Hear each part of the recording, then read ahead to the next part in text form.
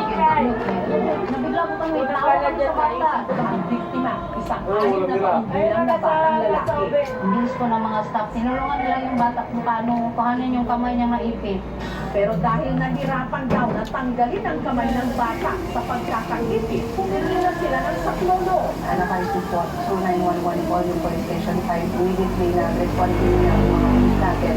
Mabuti na lang daw at ang escalator kung saan huminto para matanggal ang kamay ng bata. Kinailangan pang kalasin ng mga rescuer ang bahagi ng tapakan ng escalator kung saan ito nagpipil. Madulang ko siya, habang tinatanggal na siya, yung pag yung magalaw yung kamay niya, masasaktan siya, yun siya sisigaw.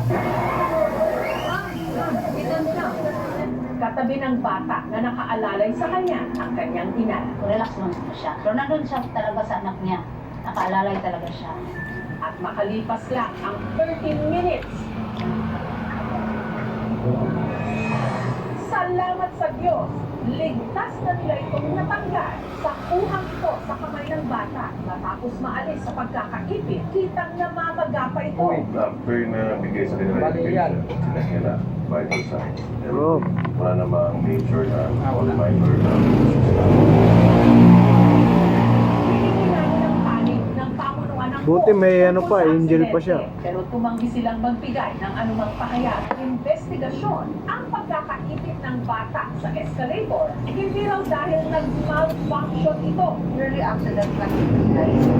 Kasi po sa kwento ko, yung bata daw, naglalaro doon sa may hagdanan. Ayun nga daw, nadampa. Pero ano nga ba ang punot dulo ng aksidente? Hinanap ng aming team ang pamilya ng bata. Natuntun nila ang ina ng bata na itago natin sa pangalang Celia. Pero tumanggi siyang magpa-interview. Sa halip, ang kanyang ina o ang lola ng bata na itago natin sa pangalang Rosita ang nagpaulak ng panayam. Sadya raw talagang malikot ang kanyang apo na si Jonel. Hindi rin ito tunay na pangalan. Si Jonel daw kasi nasa tinatawag na autism Babae dyan, pero asawa pala ng baby dalawa dyan. Asawa ng dalawa. May mga bata may autism na hindi Oo. pa naman very Ngayon ko lang, hyperactive. kanina ko lang So nalaman. kung merong mga challenges sa kanila, tagal mo na rito. sila. Nasa mall daw po. Kasundo. Parang